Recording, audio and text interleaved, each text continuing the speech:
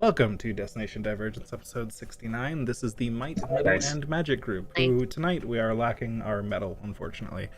The metal is playing music. Not metal, though. It's unfortunate. Yeah. Wait, I thought I was the Orchestral music person. Music. I thought I was the metal person. Well, not Wait. metal person, but metal cat. You're not the You metal have metal, person. you have metal cats, not a metal person. You do work with metal, so you are kind of a metal. Anyways, it's half metal. Dungeons and Dragons. Yes. Of which this campaign has had very few dungeons and very few dragons, but that is still the game we are playing. Isn't Eberron wonderful? Instead, y'all are in hell. You're with demons and devils making deals.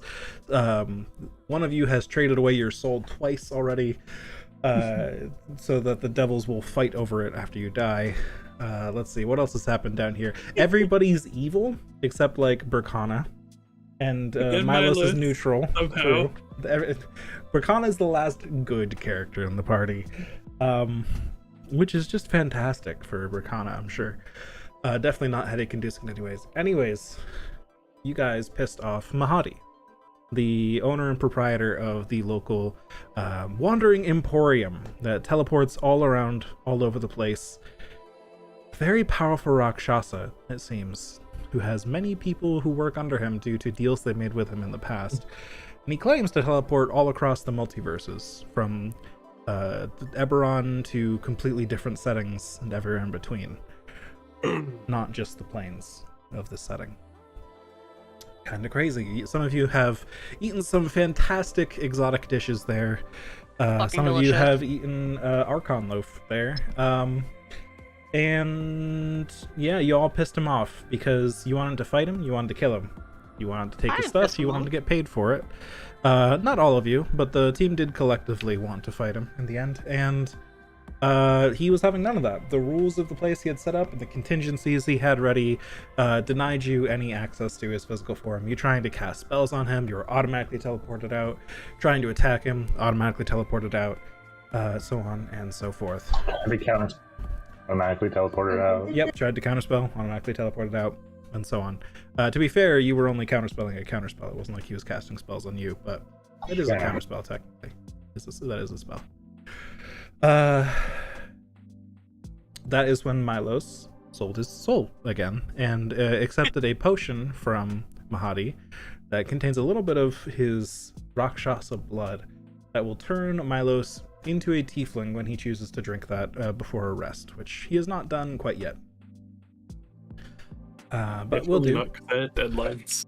Yes, but we'll do at some point in the future. There's plenty of time. Perhaps that'll be a celebration after you accomplish something down here, or perhaps it'll be a preparation the day before. Who knows what Milos will do with it. You met up with Smiler the Defiler again, that creepy Eladrin man who was riding a bike around before, who seemed very annoyed at the idea of anyone taking his things. So, after you told him that Mordekash was going to take his things, he was on a warpath directly towards the flying fortress that you were also heading towards. You have more recently stumbled across him again, as he was crashed and smashed and beaten to a bloody pulp, barely alive. However, when Eli fired a harpoon at him and missed, he saw this as an opportunity to join you all. He laughed, thinking it was just a nice little joke, and teleported to join you all. There were some protests muttered, but no one actually stopped this, as it seemed like Eli had found a friend. Unfortunately, though, during your long rest, Smiler has stolen one of your two infernal war machines, leaving you a little light on transportation here as you're catching up to the flying fortress. That is where we'll pick up from, actually, is Eli. You are the only person awake at the moment, because you were on watch with Smiler. Or no, you weren't on watch. No one was on watch, right? is a fancy term for what I did. Correct. You slept, and Smiler did a wheelie on the motorcycle very loudly, and that's what woke you up. So it was already too late for you to catch him. So he's booking it. He's out of there, and he's giggling the whole way. Good one. Good one. You can come back now. Come back now. Hey! And I am Sage. Sage. I would assume I would like waddle a little bit over, like try to run towards it, and then realize, oh fuck, I'm like tiny. I can't catch up to a fucking bicycle. Yeah, it speeds away at like 220 feet per round, something like that. It's fast. And I walk up to the mansion and just start kicking the door. Is the door still visible from the outside? Or have you disabled that, Bracana? I forget how the spell works. I'm pretty sure it was just invisible, like an arch with an invisible portal, more or less, not an actual door. All right, that makes sense. So yeah, you don't kick the door. Yeah, but I think isn't there something in the spell like you can make the door disappear, reappear, or only appear to people you choose, or something like that? I forget the details. So I don't think it's just a door available for anyone.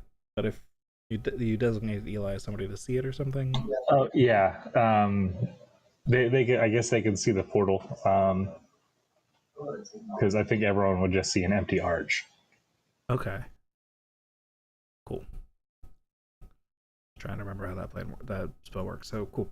Eli, you do see the portal, and you see the frame of the portal there, the arch of stone. Lovely. I walk through the portal. Hey! Get your asses up! We got a Mr. Smiley-Face to chase! This makes me curious about the layout of Bracana's mansion. Just how elaborate and large is it, and how easy is it for Eli to run around and wake everybody up? Because if you've got like a large dining hall and like large banquet hall, whatever, large entryway, and you've got like scattered rooms that are huge, and Eli might have to do some running around. But if it's relatively modest, Eli might be able to get everything up pretty quick. Remind me what the general layout of the tribe, or the people that protect the Eberron from. Oh, sure. People coming through Kyber, because like, yes, do they have like tents, or do they have like dwelling places? Because I assumed it would be something like that. I pictured it like, let me see if I can find some art real quick, because there's a specific village in near Replicant that I picture here. It's basically a lot of like small buildings on the sides of cliffs with bridges between them and stuff.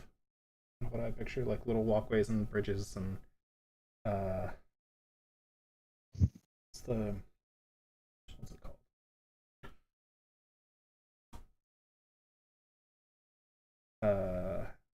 Hopefully I'll find that later. Oh no, wait, no, here we go. The Airy.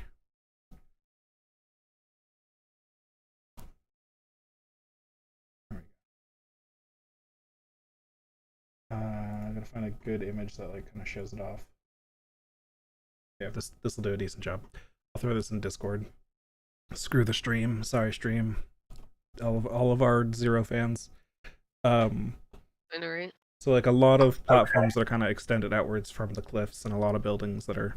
That's kind of what I pictured. Okay, so then I guess I'll picture like a large sandstone cavern, with the rooms just around the outside, and a large table in the middle, and the rooms are separated by big hanging furs from that main cavern, and they just ring the perimeter. Okay, I'd say so this place is pretty large, but I feel like how you described it, sound would echo in here quite a lot. So I feel like it probably wouldn't be too difficult for Eli to be heard throughout this place. It's not like there's a lot of dampening walls everywhere or anything like that. So you all hear this as Eli's our asses up! booming halfling voice. Do you happen to have thaumaturgy by any chance, Leroy? Leroy? Eli? Leroy? I am Leroy. Leroy? Sorry. No, I got Unseen Servant. I could cast Thunderwave. No, wake the fuck up, kaboom. Thunderwave is the sound one, right? Yeah. Yeah. Oh, yeah. Eli's gonna cast Thunderwave in, like, the entryway. Get the fuck up! Make a con save to keep from deafening yourself because you just fired a gun in a relatively confined space. I don't know if it's quite gun loud, but yes, loud for sure. I mean, I guess it's loud enough to cause physical pain, so yeah, it's probably pretty loud, isn't it? But it's fine. It's pretty loud. I feel like people within like a certain distance can hear. 300 feet. That's pretty big. That's pretty big. Yeah. Anyway, So it's not as loud as aside. real thunder. It's still pretty damn loud. Mhm. Milos just falls out of bed, bonks his head, and like Koneko has to like scamper out of the way to not get landed on.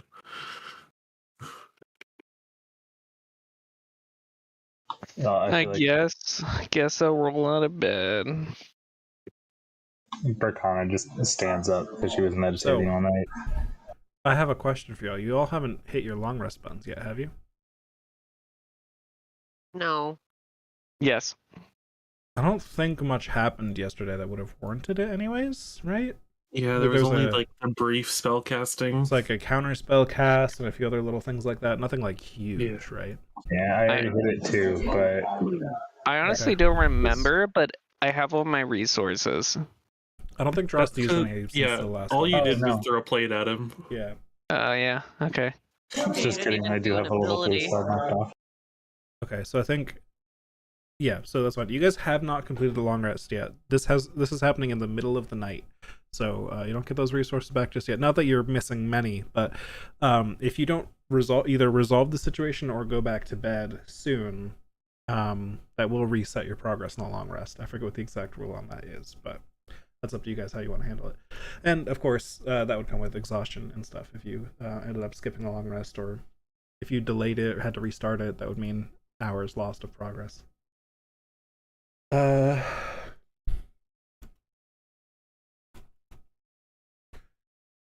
But you're all up now, so you can discuss what your plan is here. Why do we need to chase the giggler? He has our bike. Where is he going with it? I'll probably to go stop Mordecai from getting his stuff. Aren't we going there too? Yeah, but like, what if he breaks the bike? Then we'll pick up a new one. But what if the lady knows the difference? What if she knows which one's hers? She Then didn't Milos, say it had to this be is the it. same one. Or did she? I found the rule. You guys have to resolve this within an hour, or your long rest is invalidated. Wow. I'm pretty sure she said any 2 vehicles. I don't know. He's doing an awful lot of stuff taken for someone who doesn't like his stuff taken. Well, maybe that's the thing. Maybe all of his stuff is stuff that he has taken, and he has to redo it all.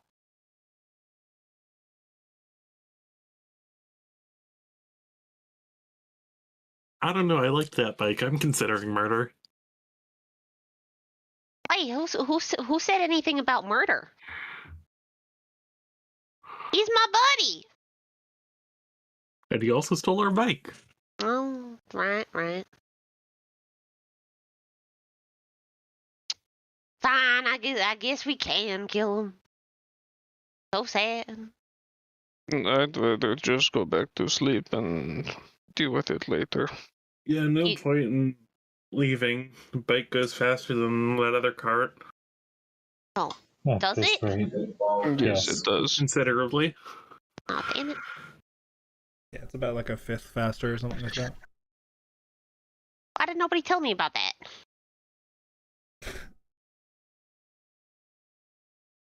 you should be able to see it. You're in the harpoon seat all the time. You think I'm paying attention to how fast y'all are going? I'm paying attention to the bodies that I gotta harpoon. I mean, the bad guys I gotta get. Mm-hmm. Yeah, I'm going back to bed. Sounds like a good plan. What the fuck is this?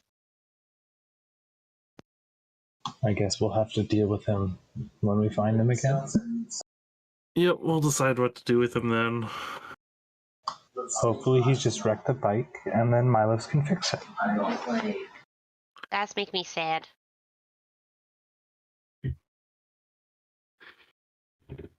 Oh, I'm awfully sleepy to go off on a wild bike chase, Eli. Then just power nap on the way there.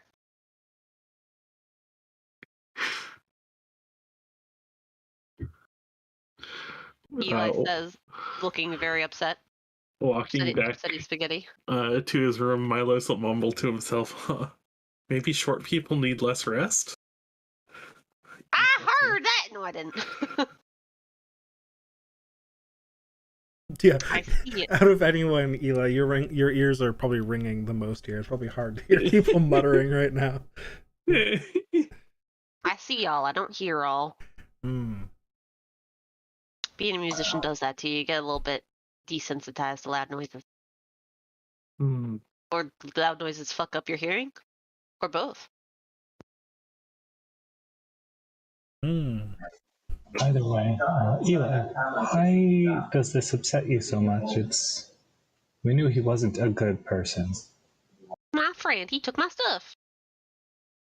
Then clearly he wasn't your friend. Nah, he was. Just watch. He got my back. Good God, you needed to be taught what the meaning of friendship is? I thought you knew that. No, yeah, you're friends with somebody, you stab each other, you heal each other, and then you stab each other again. You've been in some very abusive relationships. I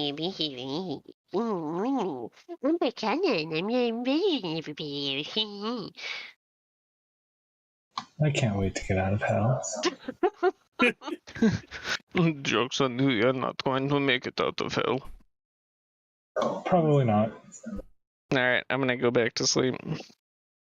Like giggles at that joke and then goes and finds an empty room, I guess. God damn, I've doomed myself with you fuckers. Yeah. Yeah, you picked the wrong friends to have. Man, you should hung out with those other guys. What's their names? Carrick, Clemens, Nakareth is pretty cool. Nekarath. The main problem was that I accepted the koala bullshit. Yeah. Yep. Yeah, that was a you thing. None of us were about that life. We're all like, yeah, no. Bye. Womp. Womp womp.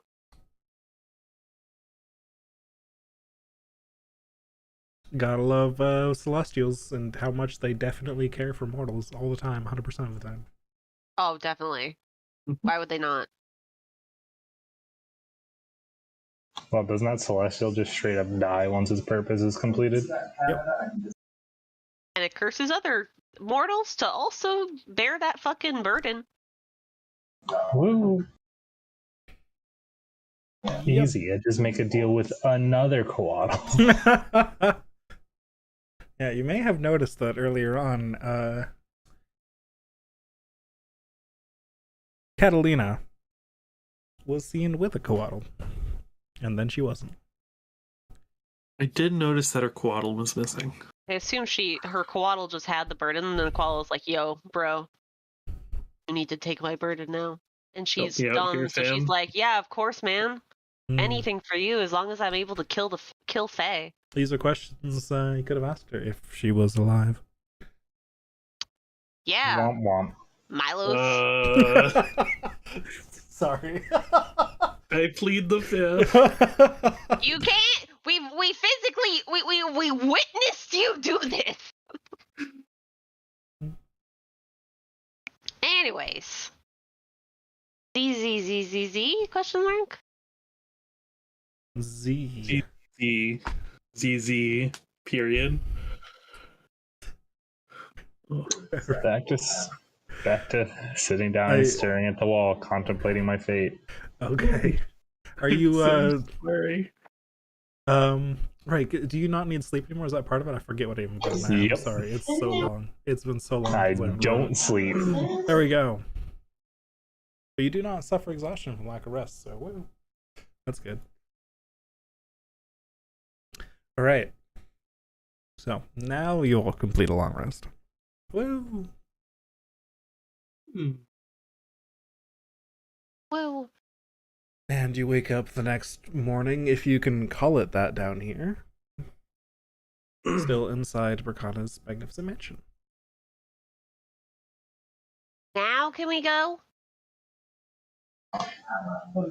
No, we're going to stay here. If we were gonna stay somewhere to rest, I'd rather stay in that guy's fucking cute little shop with the fucking dinosaur food. Do you remember what sarcasm is? I'm not good at that. I don't think I've ever had Eli like recognize sarcasm as sarcasm. Forgotten that. However, he's sarcastic sometimes, Mm-hmm, and when other people does it, because of course. Just can't take his own medicine. Just a little oblivious. That's all. It's fine. A little bit of an airhead. Same, buddy. Okay. The charisma is high. The insight is not. That's a good way to put it. Don't forget to long rest Leroy as well, please. I'll have control. While you're in there. I can do that. Thank you. I'm sure our metal man appreciates it. Does he? So. I'll be right back. 2 seconds. Yeah, no worries. What should I edit in Leroy's sheet? What are y'all doing now that you're awake and you're down a vehicle? Which means it's going to be tricky getting everyone to fit. You have 5 people in a 4-seater vehicle. I do have the orb, so. Orb. True. You have orb. Who wants to chill in the orb where we travel? I can go in the orb. I would prefer, but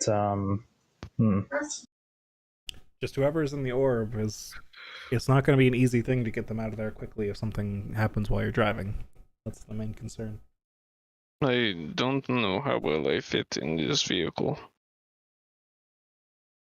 I'm pretty sure you could fit in the main hold. It's pretty tight for Drost in most places here. These vehicles are designed to accommodate for a wide range of different devils, of all different shapes and sizes. But Drost is definitely on the higher end of beings that can fit in here reasonably. It's uncomfortable, but you can make it work, whatever position you're thinking of taking. I just don't want to be exposed to hell for as much as possible. Yeah, it's a car ride with not quite enough legroom. Your knees start. Oh, you mean my life? Oh. Yep.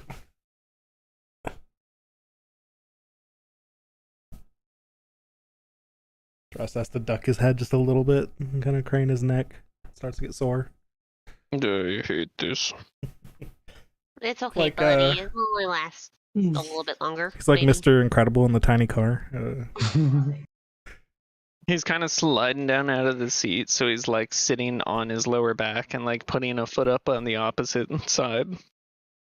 God, that sounds uncomfortable. Yep. Oh no. Absolutely. There we go. Just grumpy. Perfect. Okay, so I am not happy. So one of you needs to either volunteer for the orb or be volunteered to the orb. I volunteered to orb. Okay. Milos becomes orb. And there are... I'm just going to put... I'm in Berkana. Oh, both of you are. Okay. So, out of the 3 of you remaining then, there are the helm and the Harpoon flinger. You can Obviously, man, and then there's 2 spots in the back. Obviously, I'm gonna be at the poon. There you go. Well, and we can have Leroy driving. There he is. And Drost will just take up the entire cargo hold by himself. Yeah, exactly. Perfect. Just stretch out. Stuffed inside. Love it. All right. So, you figured out your transportation, and so now all that really remains is to head out in the direction of the fortress, which, before dropping to the orb, Rakana quickly confirms, yep, still that giant blade thing. Pretty easy to follow. Mm-hmm. Away you go. And away we go. You're definitely catching up to this giant blade-like structure. You lost a little bit of time sleeping, but by the end of the day, you figure you'll be able to catch up. You do see signs that Smiler has been through here. He doesn't seem to be the most stable driver ever. He's got your Devil's Ride. He seems to be doing all sorts of stunts as he goes. He occasionally drifts for no reason.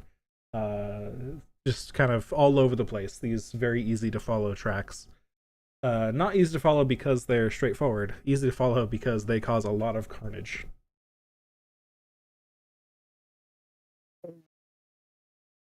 And that's my boy.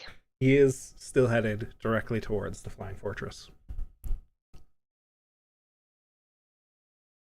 As you get a little closer, the temperature starts to rise in the air around you. And then, Eli, you can see from your position in the harpoon flinger up front of the vehicle. Heck yeah. Fire on the horizon.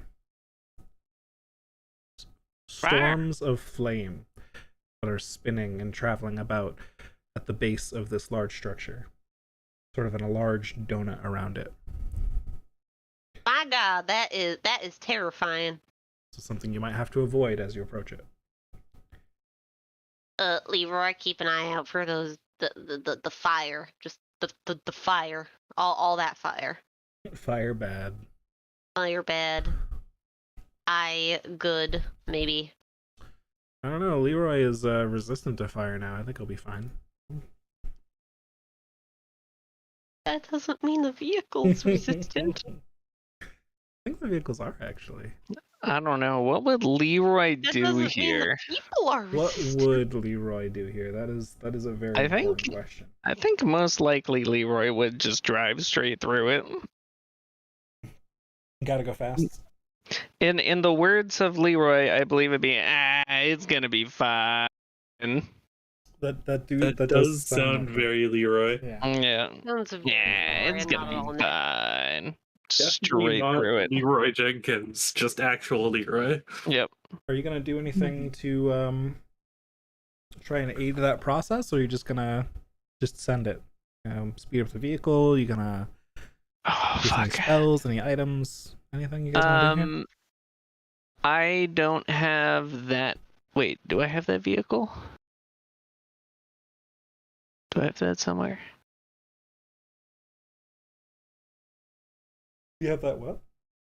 Do I have? I had the stat sheet for the bike. I don't have the stat sheet for the big truck. Big truck. Does it have any actions or anything that? It can fire harpoons. Okay. It crushes things when it drives over them. It has like sides that you can swing at things when you get near them. It has a juke reaction. Driver can use this reaction to grant the tormentor advantage on dexterity saving throws. Yeah. Yep. Looking through, I don't see anything in Leroy's spells that would help with this. Anything in Eli's spells? Anything in my spells? I don't think so.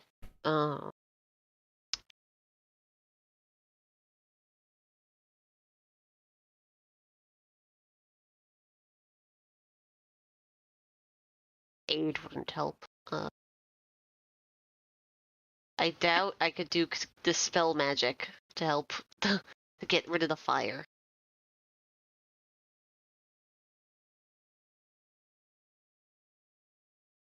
You can try it. It's up to you. I'd rather save my spell slot. That's fair. That's fair. And just fucking send it. I am gonna add fire resistance to Leroy.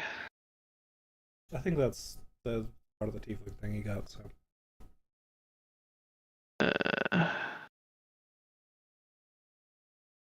Yeah.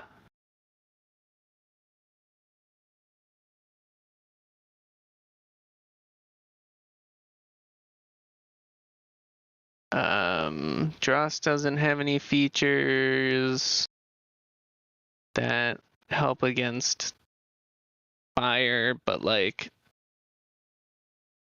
technically I'm inside the vehicle. Mm-hmm.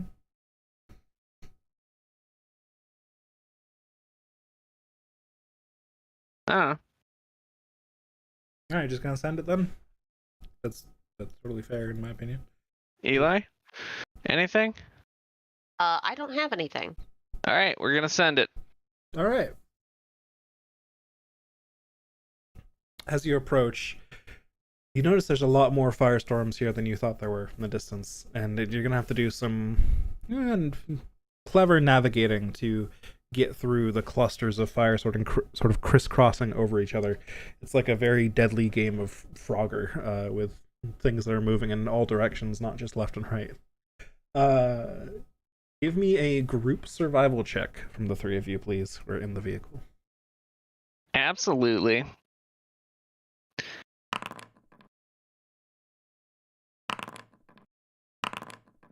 Fucking Pog. All right. Not the worst. Unfortunately, all three fuck. of those are beneath the DC. Wait, really? That is a complete failure. Oh. And so as you all try to navigate through these storms, it's hard because they obscure your vision, and you sort of have to keep track of ones that were in the distance and figure out where they would go based on how storms move through the air, but they're quicker than normal. And oh dear, you cross a gap between two storms just as they separate, and there's another storm heading right to intercept you on the other side. All right. A firestorm filling a 60-foot cube sweeps across the vehicle and seems to like center on the vehicle and sort of stick to it now that the center of it has found you. All three of you make me a dexterity saving throw. Dross can make it with advantage being inside the vehicle. Does the spell guard shield on Leroy apply to this? Advantage on saving throws against spells and other magical effects? Yes. Alright, so dex save with advantage. Dex save normal from Drost. No way I was gonna make that. You get advantage from being inside the vehicle. You do. Oh, with advantage. Ah. Okay. I mean, the survival checks didn't pass at 17. Let's see if the dex save does. Eli passes. The other two fail. Oh my god. Shit fucking. 38 fire damage. Alright, so Leroy is gonna take 19.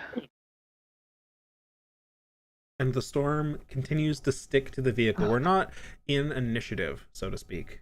But this is a bad situation you guys find yourself in. I'm going to give each of these characters an action before the fire damage kicks in again. What are you doing? Well, I guess I'll try to dispel magic. Okay, always dispel magic. I just cast. I click this, does it actually cast? No, it doesn't. What level are you casting it at? Ability check using your spellcasting. I'm just casting it at 3rd because I want to save my higher level spells. Alright. For the actual boss battle. So we're gonna roll a charisma check. And 18. The DC was 18. Hey! Eli's Holy like, shit. yeah, enough of this shit. Actually, you know what, Eli? Go ahead and describe how you dispel the storm. What does your magic look like? What do you say? What do you do? As we're approaching it, basically Eli went, let's just send it, and then we sent it, and everybody got singed, and he looked around, and he's like, oh well, and snapped his fingers and dispelled it. Yeah, the fire just dissipates out. You know, it's swirling fire all around you. You snap your fingers, and sort of an eye of the storm appears, and then just separates out as all the fire just kind of. It doesn't really explode outwards; just kind of drifts outwards and disperses away in a spiral. And you're in the clear. It's still fucking hot here, and there's fire everywhere, but you're not immediately in a deadly storm at the moment. So you're getting closer to the edge of this ring of storms of flame. Can I get another group survival check, please? Uh-oh. We do not stand a fucking chance.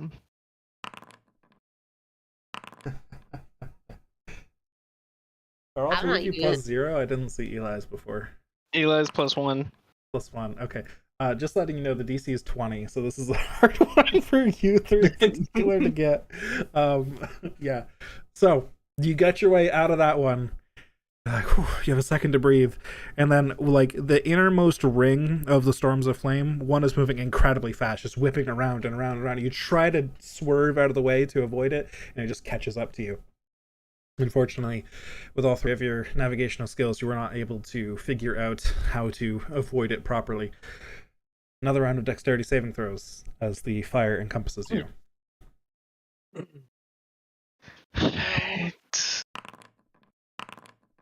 Oh. Leroy's fine. Dross fails. Eli fails. This is 46 fire damage. Alright, so for Leroy, 46 goes down to 11. Sheesh. Hey, And can Dross we takes not? the full thing.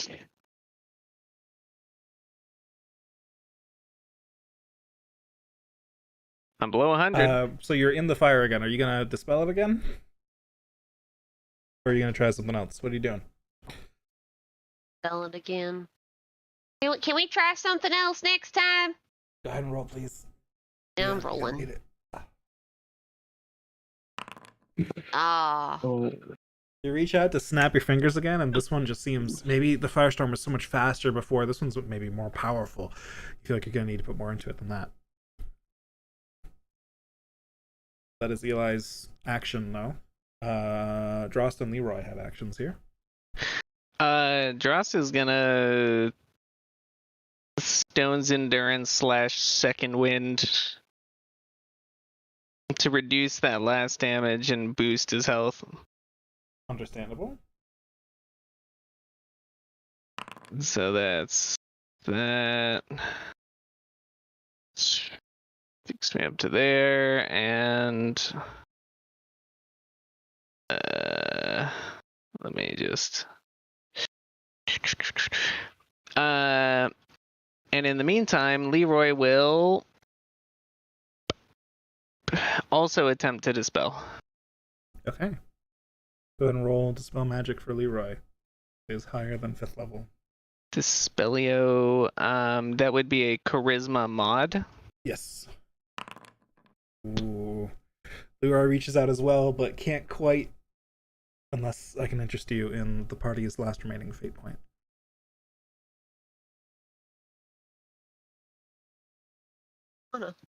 Oh, it doesn't actually roll the d10 for me. That's shit.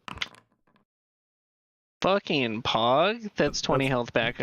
I'm back over 100. Isn't it plus your level? 26. Oh, is it plus your level for second win? I think it is. Pretty sure. Shit. Alright, well in that case, I'm up to 110. Let's fucking go. Would you like to spend a fate point on either Leroy's roll or Eli's roll? I will not call this. Party's last fate point. I see that. No, I think we need it. To tempting us. Can I interest you in a devil's bargain? Do you want to push yourself for 2 stress? You can absolutely interest me in a devil's bargain. Wait till Sunday. There'll be more devil's bargains. I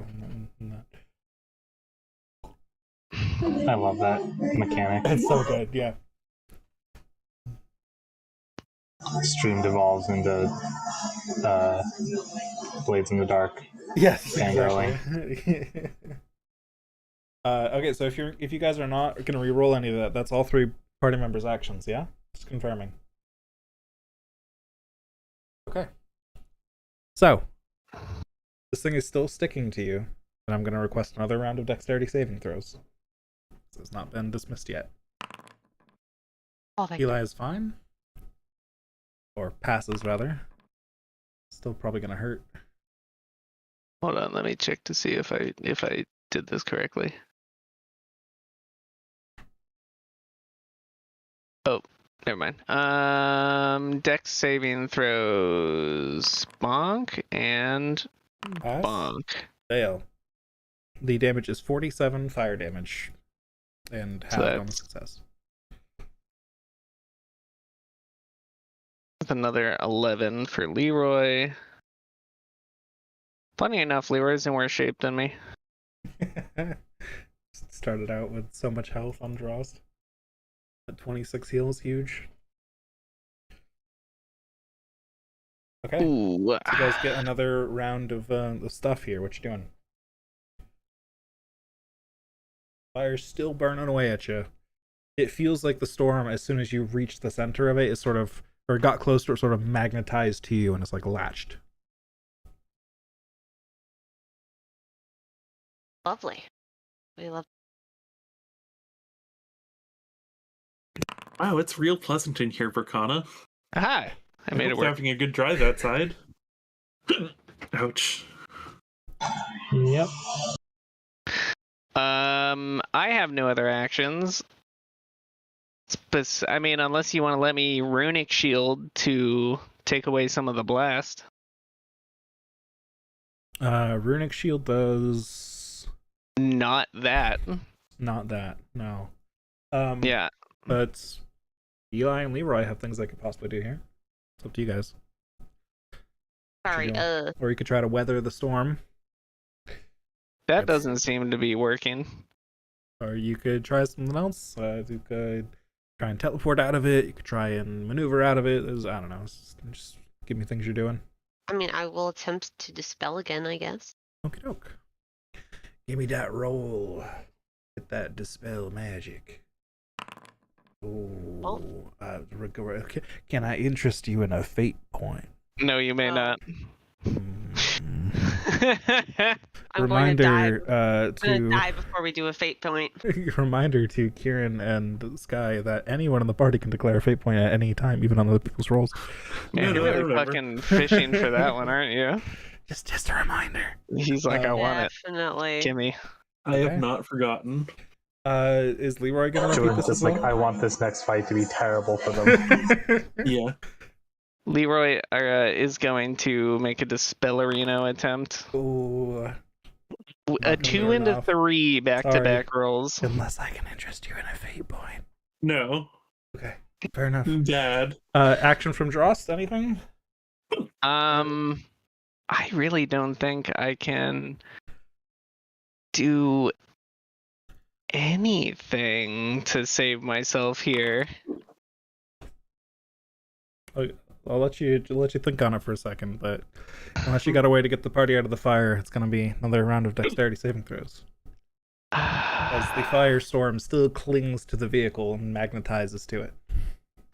No, I do have a way to get the party out of the fire. I just don't want to use it. That's fair. Nice.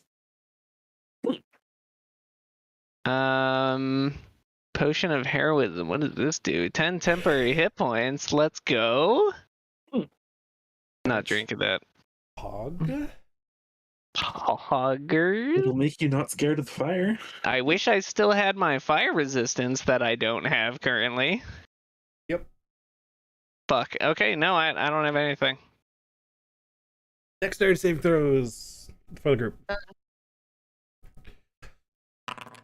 Oh, that's Eli normal. passes. Hold on, one more for. Oh, Leroy rip. fails. All right, can somebody please do something? 42 fire damage, halved on a success. All right, Leroy takes 21.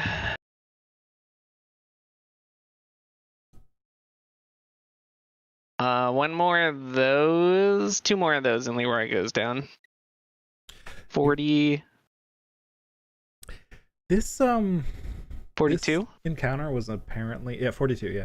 This encounter was apparently designed for a group of level 10 characters. Press X to doubt. That was 40 this is damage. straight out of the book. You would kill them. Yep. Do you just need one person to pass the survival check? Like, what the fuck is that? I guess it says Also- a group survival check. Are we just stuck in the tornado until we reach the thing? Until there are some ways out of it. I'm not going to necessarily give you the solution, but spell magic's one of them. You got that one.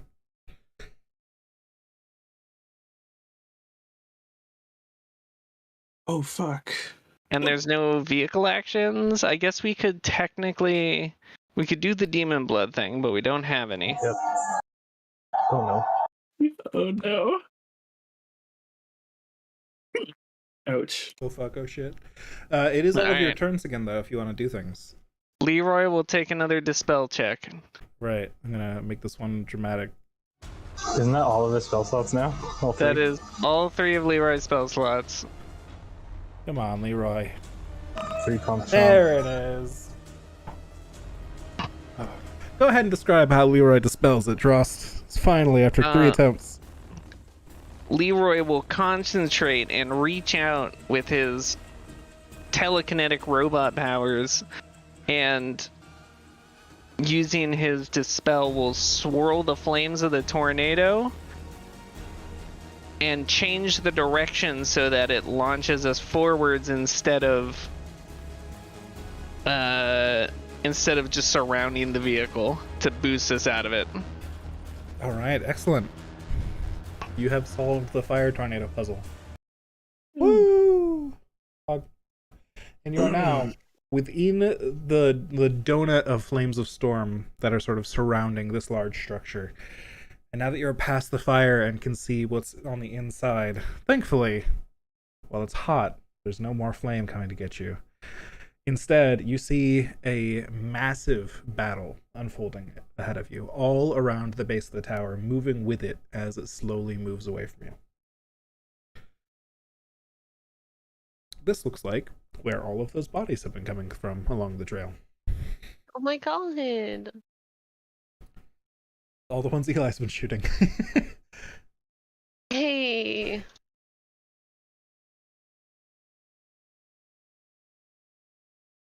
Well, Drost is almost dead. Leroy is almost dead. How's Eli doing? Almost dead. Leroy's out of spells. I guess Fog. let me cast a mass cure wounds using my my staff. Like, hold on a second from shooting the bodies. Take staff. Does the thing. Toodle group. 12. Fog. It helps a little bit. Hog? Hey, you got a 6. That's a success. True. Full success. Narrowly avoiding the ones.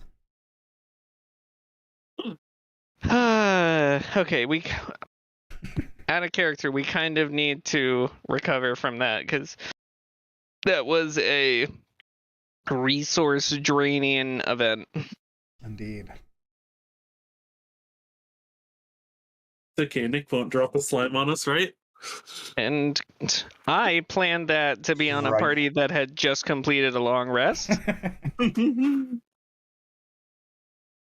Not on a party, just returning to their ship to take a long rest. Yeah. Because that fucking hurt.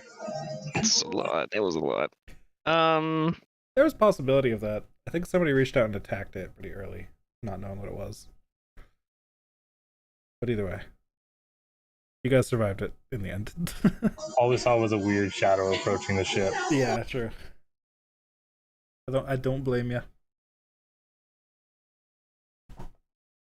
With all the weird shit that was going on. Anyways, you guys are between firestorms and a hard place. The hard place being a seemingly never-ending battle between forces that. Well, you already saw some of the bodies, so I'll tell you, there's a lot of like orcs, half orcs, and Goliaths fighting quite a lot of like Rakshasa and other fiends. All around the base of this thing. Mm. And it is moving, and the firestorms appear to be moving with it. Ooh, fancy. Now, these orcs and Goliaths, are they like... Would Prakana know anything about them? Prakana is in the orc. True. Ouch. You would have seen their bodies previously, though. So I'll say, give me a religion check. I think might be most appropriate here. Whew, okay, yeah, easily enough. So you know about especially you would know about the tribes that surround your village, like the tribes of the Demon Wastes, which Drost would have experience with as well. Many of them are under the control of overlords. Various overlords here and there exerting their influence up through the Demon Wastes and affecting the minds of some of the tribes up there. So there are tribes like Drosts that were a little more civilized and upright and, doing their own thing. And then there are tribes that are literally all brainwashed. And Nala told you the story of how he broke free from his own tribe that was all brainwashed like that. And somehow managed to shake off those mental chains using his own barbarian rage to overcome the rage that held him down. And that is how he started his life of adventure. But you've also recently seen that it appears Nala is back under those chains. Berkana wouldn't have known Nala, but either way, Berkana would be very familiar with those tribes around here. And so, Then why are they fighting the demons? Roll me an investigation check. I feel like that's the most appropriate for like putting pieces of information together and drawing inferences and stuff. 24. Sweet. Okay. I love wizard. Mordekash is the right hand man of which one is it? The overlord of the Rage of War, Rak'Tulkesh. Rak'Tulkesh, the Rage of War, is the overlord of combat, violence, pain, and battle. He kind of spurs his followers to just endless violence and battle around everything they do, constantly raiding other tribes for no reason other than violence and bloodshed and sacrifice. And you would guess, based on this information, and that you're approaching Mordekesh's flying fortress, that it's all connected.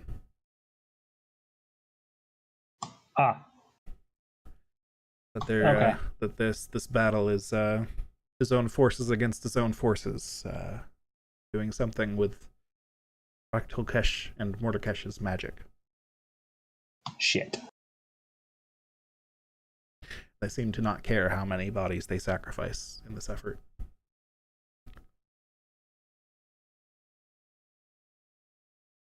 Alright, so we need some time to recover from that.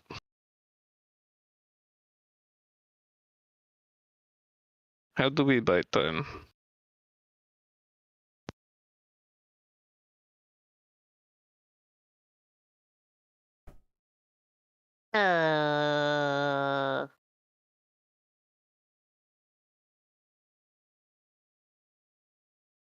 I'll be real with you. I am not smart with this one.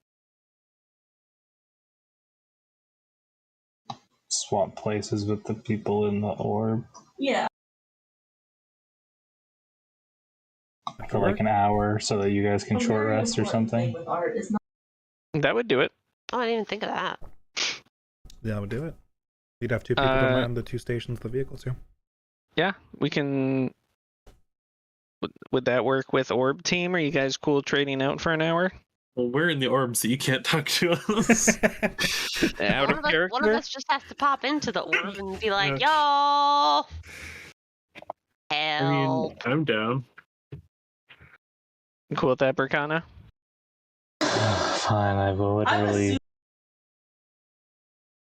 literally pull your asses out of the fire. Alright, well, swapping, you guys will dodge combat for an hour, and we'll see if we can get a short rest off.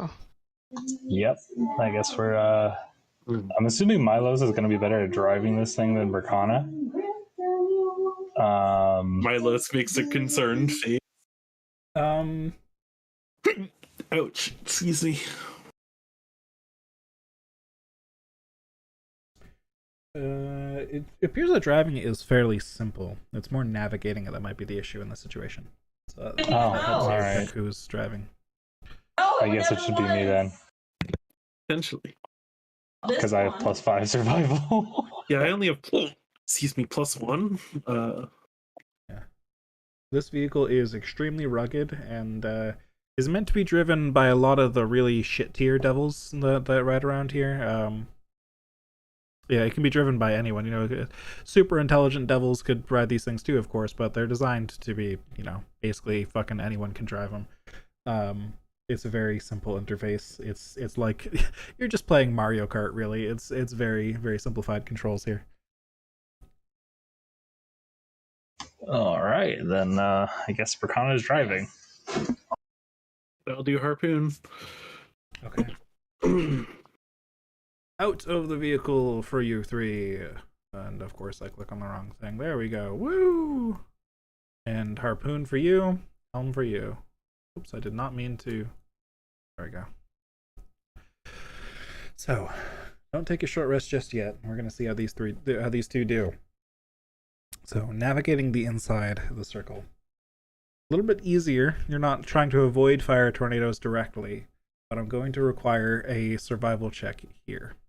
It can either be a group check, or one of you can grant the other advantage. Whatever you're doing. Hey, Berkana, do you want advantage? Sure. Survival? Sorry, I got distracted. Survival, yes. Correct. And this is basically to try and stay kind of between the battle and the fire, kind of navigating the terrain in such a way that you don't get quite too close to one or the other without drawing the attention of one or the other. Are you fucking kidding me? A 3 and a 4, rough, bro. All right. There's one point where you're driving over a few different dunes in the terrain, sort of, that have been scorched by the flames ahead, and everything's very hard to see. Lots of smoke everywhere. It's hazy. There's just the haze of a battlefield in general ahead of you, as well as all sorts of shit is being kicked up from the earth and left hanging in the air. And you come around a corner over the top of a dune, hoping that this will take you into a little dip that you can duck out of sight and make your way away from the wall of flame that's coming up behind you. And you realize that at the base of the other side of this dune is a little branch of the river Styx.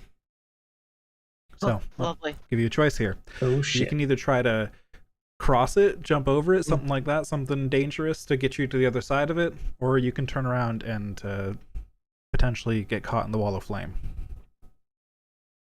Don't recommend that. Don't recommend the Styx either. It's a tough choice.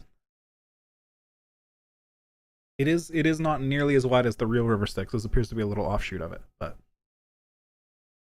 what if Milos fabricates a ramp for us to jump the Styx? That could be an option. That sounds like a good idea. I like that one. Each of you an action here while you decide what you're doing. I can do that, yeah. If you don't, want to go around. It's a little bit risky, though. Yeah. You okay, Sky? I've been hiccuping for the last 3 hours. Oh my god, you poor thing. I That hate sucks. hiccuping so much. Same. Oh, yeah. Anyway, I'm suffering. Oh, sorry. Oh well. The only thing I can that might be useful is telekinesis, but I don't think that'll lift. Excuse me, the cart there, right? Yeah, how heavy can you lift with that? Because only 1,000 pounds. yeah, the cart's the tormentor itself 3,000 pounds is what's listed. So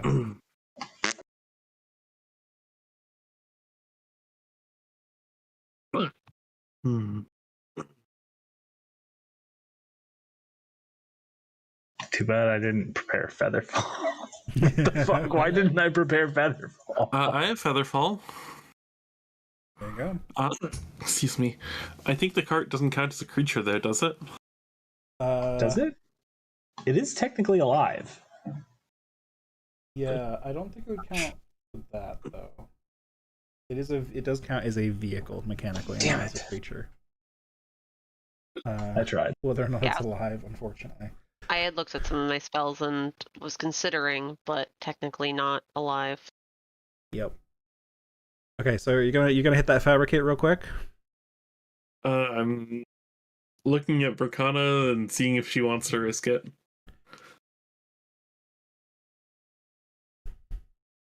There's a good chance the river Styx could kill me. There's a good chance the river Styx could kill both of us. And that's true. Leaving them trapped to starve in a parallel dimension. They have plane shift. True. Yeah, that's pretty true. After an hour, we have plane shift.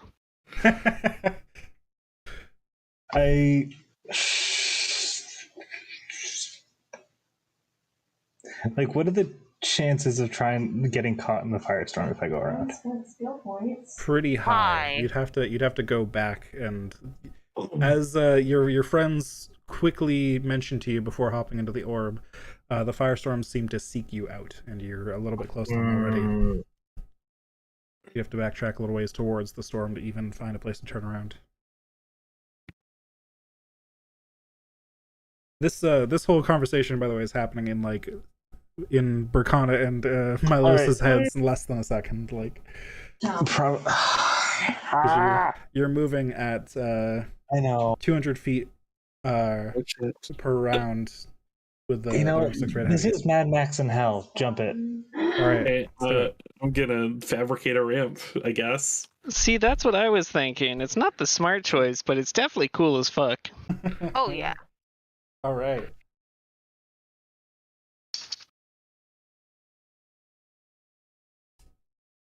Milos, you expend your use of fabricate. Do you have to use any of the charges or whatever to Yeah, I do. Make it all staticky and shocky. Use double charge. Ouch. Plus, I'm gonna take a bunch of damage. Oh, yeah, you're gonna take a bit of lightning damage. Oh no. Excuse me. I think it's 48. Just 4d8. Yeah, 2d8 per thing. 22. Oof.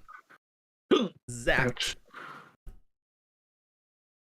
Well, damn. I was going to ask you to cut your hand and maybe give some of your newly found demon log to the car to try to speed it over the ramp, but... Oh, I have that too, and I'll toss Bracana a flask of demon ichor. Ouch, because I have some of that. You just had that. Nice. Yeah. I have 3 flasks. All right, mark off one of those, and okay. So you fabricate the ramp real quick. You can describe to me what it looks like if you want. There's lots of material around here: demon bones, demon armor, and weapons. Just mud and dirt and ash, whatever you want to work with. I'm gonna do my best to find the most rigid looking things that I can to make a frame and pile up stuff around it and hope it holds. Okay, excellent. So Bracana, as you're the pilot, I'm going to have you make an acrobatics check with the Tormentor stats, which has a dexterity +2. If you're proficient in acrobatics, I'll let you add your proficiency. I'm not. Okay. So a d20 plus 2 at advantage, thanks to the ramp, and the demon ichor significantly reduced the DC of this.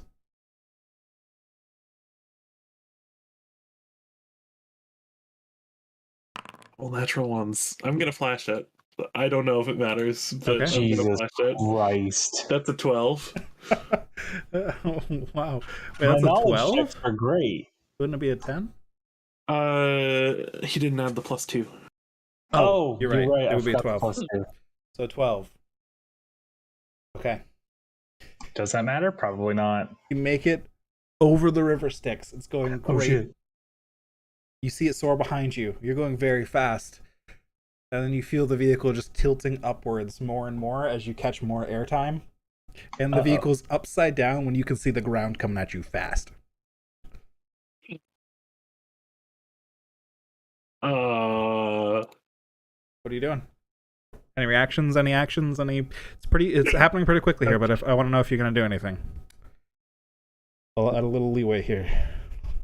I'm gonna use Fabricate to pile up soft material to dampen the landing. Okay. Do you need to roll for that again? Yep. I use that. Okay.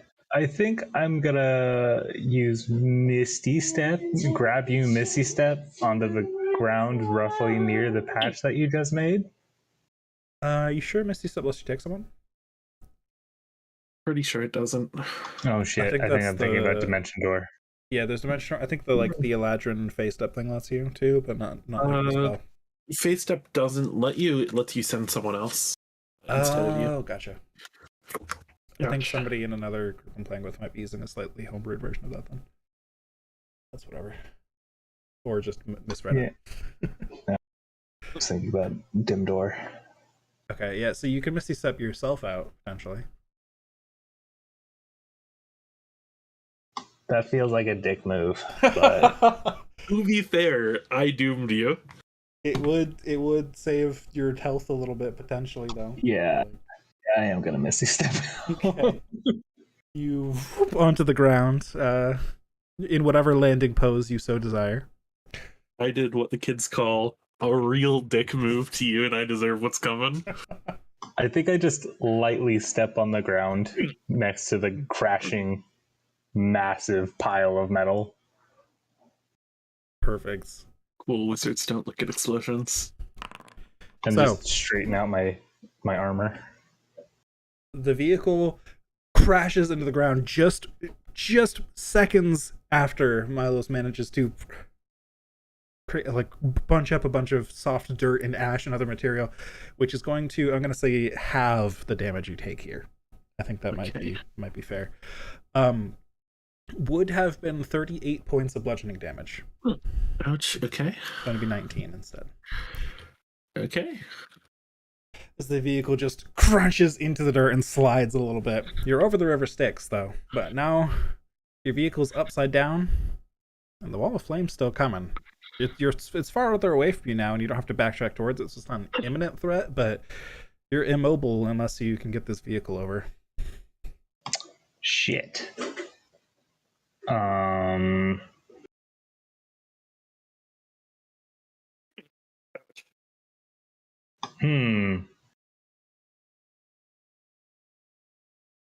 not strong enough to push it over. I've got one last charge if we want to try and tip it, but we could do that, and I could try to help with telekinesis, but I think that's the best bet we have. We have. Yeah. Okay. So if that's what you're trying, I think what I'll say here is if you use the charge to sort of try and prop it up and tilt it, I'll consider that like helping Verkana with the action she's taking. And so this technically isn't in the spell itself, but I think it kind of makes sense here. If you want to make a spellcasting modifier roll, Verkana, to try and spin that thing over, you can make it at advantage because of Milos assisting you. Sure. Ow.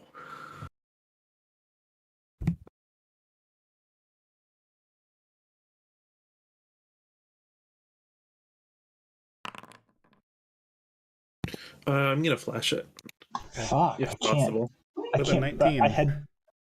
I had 2 good rolls, and now I can't roll above a 10. Yeah. Unfortunate. There's been so many low rolls tonight. I kind of feel bad. I'm sorry, guys. That's how the dice go sometimes, I guess. Either way, with a 19, though, you do manage to collectively, both of your magical efforts combined. Milos' one hand in the gauntlet, sort of helping shift terrain with Fabricate, another hand over helping Bracana's magic. Bracana, of course, entire effort focused on this. You manage to just tilt this thing, and it's like digging into the soft ash and dirt beneath it now, making it extra difficult, and finally rolls over, and you have all 4 wheels on the ground. Thank God. All right, back in the car. Keep driving. Yep. Good plan. We don't tell the others about this, right? Nope. Okay. Great. All right. The alibi is we landed smoothly, just sailed straight over. It's gonna be great. It's gonna sound great. You can't even tell on all the carbon scoring from all the fire. Yeah. I would also, I think this just makes sense based on the fiction. One of you can roll me a d20. I'll let you pick who rolls it. And this is going to be a roll on the vehicle mishap table for what goes wrong with it. Oh God. Ouch. I don't trust myself. Gordon just wants to use his table. Uh-oh. Okay. The furnace of the vehicle has ruptured. The vehicle's speed decreases by 30 feet until this mishap ends, and you can attempt to repair it with, I believe, just an action.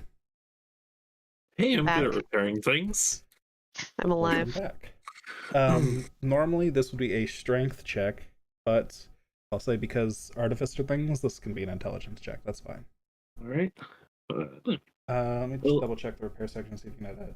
If you're proficient with smith's tools, you may add your proficiency to this. And do this count as artisan tools? Yes, smith's tools or tinker's tools both apply to this, apparently. There we go. Oh, right. So you can apply, it does count as artisan's tools, you get all those bonuses. Big bonuses. I'm not sure Milos can actually fail this check. You're setting me up for failure here. I think you'd have to natural 1. Okay. 23. Easy enough. Just whacks it with a wrench and puts whatever was out of alignment back in. Yeah, exactly. The furnace ruptured a bit, so you got to probably patch that up, reseal it. But you managed to get it sealed, locked back up, and the vehicle retains its previous speed. And that's all I'm gonna do to you for that. After that, you guys have smooth sailing for that hour. Those of you in the orb can take a short rest. I think that went well. Everything went well. Honestly, it could have been worse. Ouch.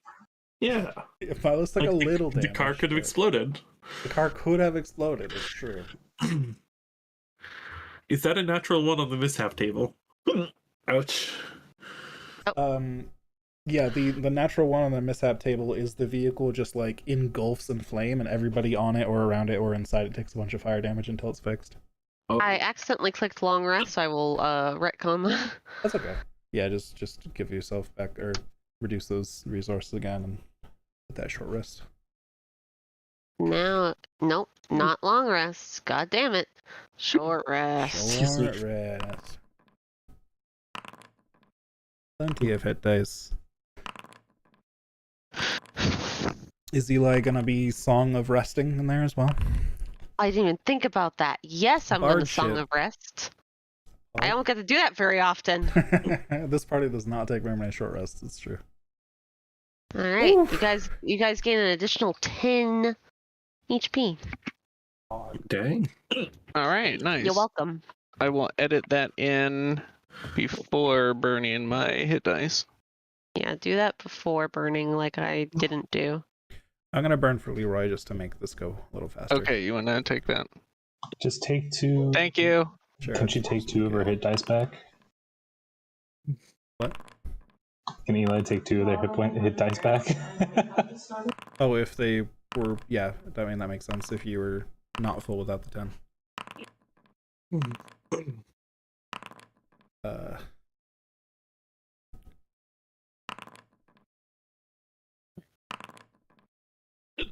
Ouch.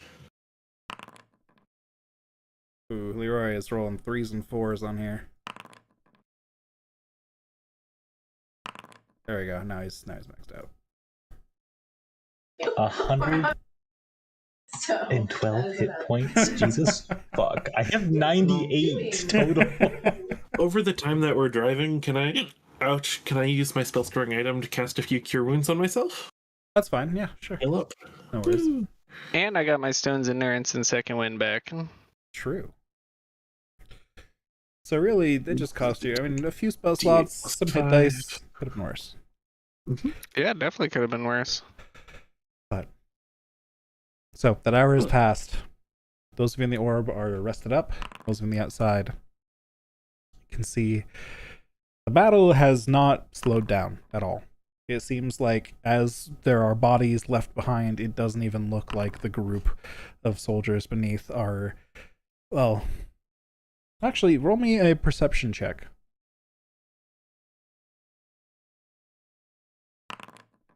Because you've been here for an hour watching these people. I feel like you might have to pick up some stuff based on that time. Milos may as well, if you wish. Ooh,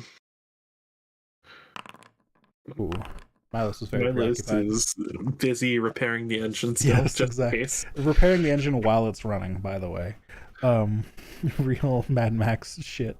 It's fine. Just hit it with a wrench. It'll be all right. Berkana, you do notice that the group around the base of it is very slowly dwindling.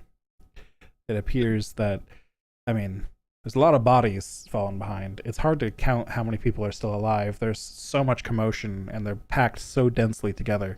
There doesn't seem to be any form of tactics or strategy involved. It's just a massive clash of people all mixed and muddled together, just attacking everything near them. And yep, bodies being left behind one by one in a trail behind this thing. And their ranks don't seem to be getting replenished from anywhere.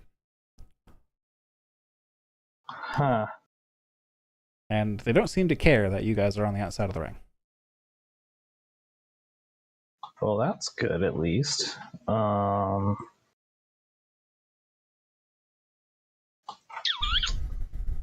Do we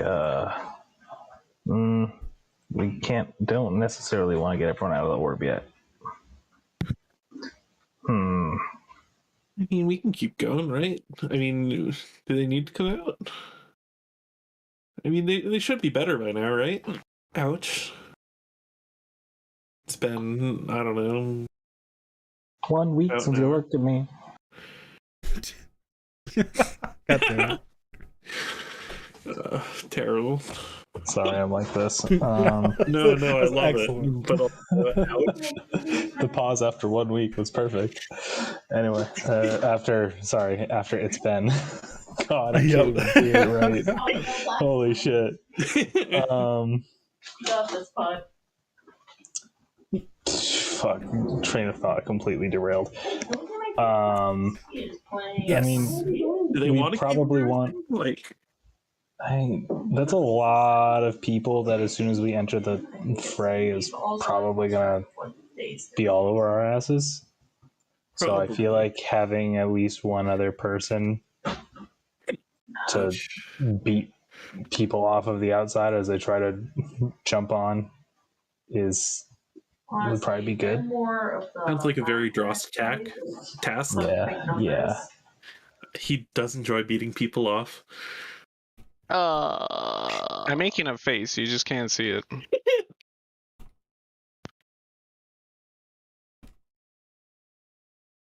Jordan is typing. Mm-hmm. Where's the lie, though? Wow, way to just omit. It's fine. Omit part of the sentence. I clearly indicated where something was omitted. It's all right. Terrible. Oh wait, do you do that with the? Wait, I need brackets, don't I? No. The dot is how you do it. All right, perfect. Yeah. Oh my god. I love it. So do you want to go in to try to get Drost? Yeah, I can do that. Sure. Possibly Eli, since they're small enough that they can just fit in the turret with someone else.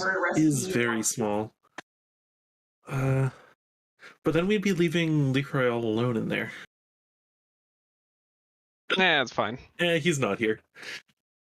Rip Metal Man. Eric, we love you. We miss you, Eric. Get fucked, Eric. Oh. Wow. Wow. Don't worry, we're going to kill Berkana this session. We'll avenge you. Yeah, I've got a cool knife that works against Celestials, apparently. Oh my god. Kieran's like, sure, do it. I don't want to do that. I don't want to play with you guys anymore anyway. Ouch. No, it's fine. You'll just find Manayomi down here, and I'll play an evil character. Mana, yummy. Yummy man. Yummy man. Yummy man. We love yummy man. Listen, I miss my warlock.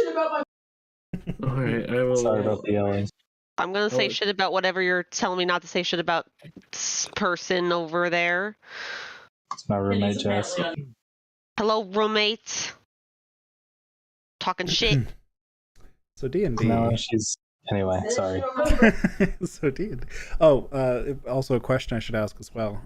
Since we're 5 minutes to our normal ending time, we did start a half hour late. Are you guys okay with going a half hour late and just keeping it to the same length-ish? Or do people have places to be?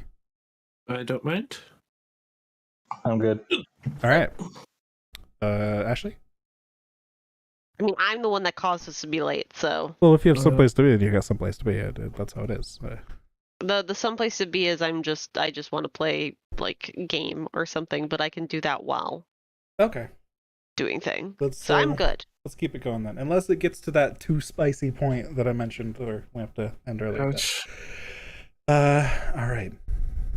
I do like spice. So I'm going into the orb to get Drost so that he can beat people off. Okay. Wow. So is Drost going to stay on the outside of the structure then? Like, clinging to it? What's the plan for Drost? Because the cargo hold is like full cover, basically. We didn't think this through. No, you guys. You can totally have Drost cling to the outside. I feel like if anyone in the party could handle it, it would be Drost. I feel like he could ride the top of it like a horse. That, actually. Like a horse. If I giant smited, I could probably ride it like a horse. That would definitely make staying on top of it much less difficult. Yeah. Oh my god, I'm gonna look like fucking Rodon. Yes! Yes! Okay, perfect. You have to do it now. Oh. Hey, that means we can bring everyone into the cargo hold, right? No one's left in the orb if we stick Drost on top. True. You could have everybody inside. Let's do that. Hey, Eli, Leroy, get out here. We're putting Drost on top of the cart. Oops. We're putting Drost on top of the cart. Yeah, like you do with Juno, except it's Drost and a cart. Wait, what? Oh, like me on top of Juno. Oh, I thought you were insinuating that I put her on top of the of the shit, because that would be mean. Yeah, Juno would have a much harder time holding on. Just kind of scratches his head. He's like, yeah, I guess I could do that, yeah. Sure, why not? You got this, bud. I believe in you. Just think, every swing of your hammer will probably splatter dozens of enemies. I'm a fan. Your hammer needs to go swinging speed plus 200 some odd feet per round. Yeah, does that award extra damage? Asking for I feel like it should. It does now. It would award Drost hitting it with his hammer and then probably also taking the damage from the vehicle, like hitting it with all its blades and shit. Because there's a bunch of things on this vehicle that are like, if things get close to it, they take a lot of damage. I'll take breaking sides and crushing wheels and etc. etc. All right, I guess we're mowing through this giant horde of enemies. Okay. I like this plan. All right. Like God intended. Oh. Excellent. God intended. God's like, I did not ask for this, guys. Hey, there is a minor god in me that totally intends this. Vergana's Coatl is just eyes wide in fear. Yeah. Like, what the fuck are they all doing? It's just Pepe meltdown. All right. So you drive towards the group full speed. Speaking of full speed, Demon Icar? Fire tornado? Oh fuck, we could Even speeder. You want to do it? Punch it. I'll dump it in at the appropriate time. Ouch. I don't know if it's the appropriate time. I do want to remember you as you do that as well, though. Why are you remembering Milos? Why do we need to remember I Milos? want to remember you. I said the words out of order. I do want eulogy. you to remember while you do that as well, that Demon Icar increases the chances of your vehicle having a mishap pretty significantly. I do remember that, yes. Yes. All right, cool. It's worth it. Just reminding. But it'll be cool if it works. So... See, Joss just needs a flamethrower guitar now, and we're awesome. Okay, I'm down to 1 flask left. So you speed in towards this massive group of people fighting. Blasting heavy metal music. Of course, yes, indeed. Eli now has discovered heavy metal. Excellent. My list is just showing Eli's rock collection. See, this one's like really, really dense metal. Don't remember what it's called, but you want to emulate that one. I mean, Eli is in the cargo hold with the metal, so. Oh dear. Rock tried to destroy the metal. Exactly. Thank you. Yes. Perfect. You can't kill the metal. The metal will live on. The words of a wise man. So, barreling towards this group of people. Now you're getting closer. You can start to make out some more details. Most of the Rakshasa here seem a lot weaker than the ones that you've fought personally. They appear just smaller, much less armed. Several of the Rakshasa you've seen have had, like Durastron and Mordekash, their fur is almost made of like flames and shit, or like it's very sparkling with magic, right? These guys look basically like just tigers and panthers and pretty just basic cats, but they're standing and holding weapons and things, wearing armor. Much more foot soldiery than the ones you've seen. Some of them occasionally cast some magic here and there as well, mostly cantrips and lower level spells and stuff, nothing huge. And then there's the orcs, which are casting a lot of like druidic magic all over the place, and the half orcs and Goliaths just going fucking wild, beating things with hammers and swords and all over the place. You begin to tear into the crowd. None of the group seems to... the group doesn't like stop and turn to see you guys approaching or anything. They're very preoccupied with their fight, and as you start to tear into the crowd, they just see you as another adversary, and they start attacking you just as equally as they do everything else around them. They seem to almost appreciate that you've added more carnage to the fight. I'll have everybody who is participating in attacking here, including Bracana. So I'll say Drost, Bracana, and Milos. If you each want to choose something to roll here for how you're gonna lay down the hurt, this will be like a group check. But you can each choose a different thing. So all three of you have visibility on the enemies here.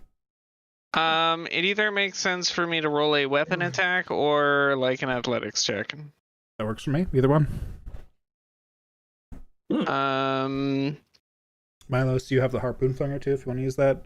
Bracana, this could just be like you driving and trying to run things over if you want, or you could throw spells in there or something. No, it's up to you. I think I will throw a fireball out there just because there at least will be some things that will be affected by this. Okay. I'll just say roll a spellcasting modifier then for this. With advantage because you're using like a pretty big resource for it too. I think with Giant's Might, with balance, with swinging and all that athletics, it makes more sense to like cover everything in one. Okay. That works. 24, 25. I think I trust my crossbow more than I trust the harpoon, so I'll shoot it at things as we pass by. Okay, go for it. Okay. So we got a 24, a 25, and a 27. These are excellent results. You guys are murder machines. You are ripping and tearing through this crowd of people. Until it's done. Until it is done, indeed. Are you guys making a straight line towards the tower, or are you twisting around trying to cause some carnage? Are you drifting through the crowd? What are you doing? I don't know. Does Eli get to hold of the wheel?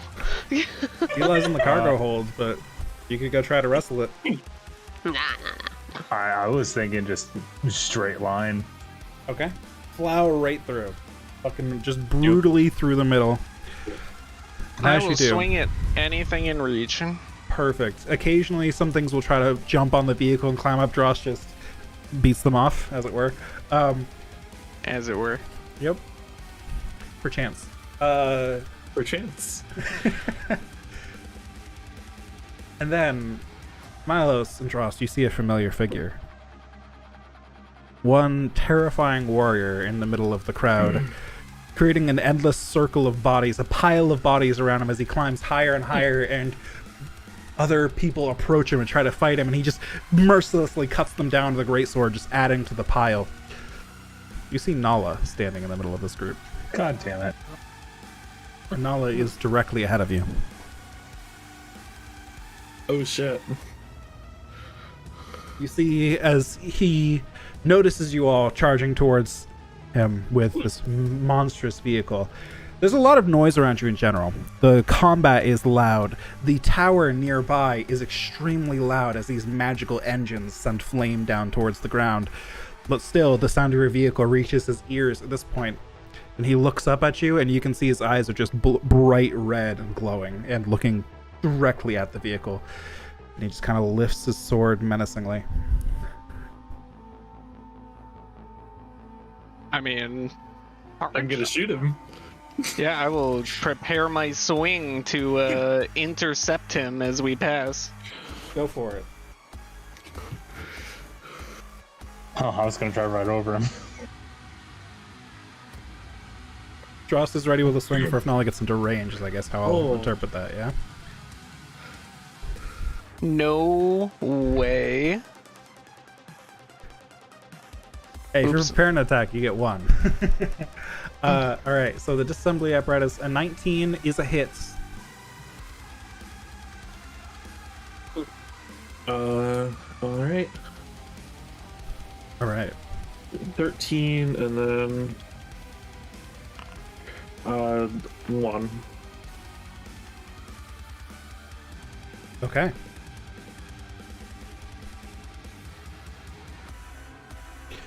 He seems to completely shrug off the blow. He does not even flinch as the bolt sinks into his shoulder and just stares at you still as the vehicle's approaching rapidly. I'd like the vehicle to roll a d20, please, if any of you want to jump in with that. Because if a natural 1 happens from the d20, you're going to have a mishap. You do not have a mishap.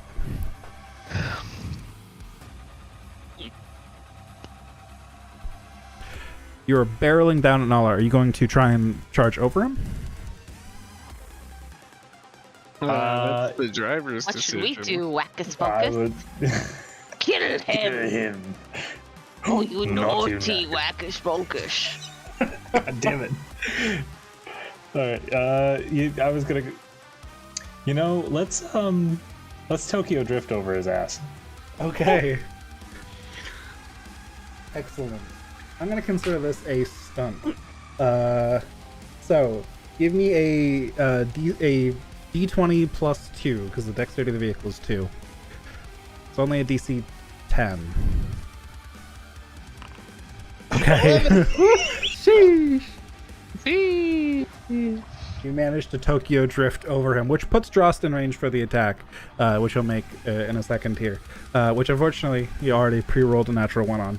Unfortunate for Drost. You Tokyo drift up the mound of bodies, just sliding up, and of course the wheels are saw blades, just chopping up the body, sending parts everywhere as you slide up towards Nala, who just swings the sword at you at the exact moment he needs to hit the vehicle first.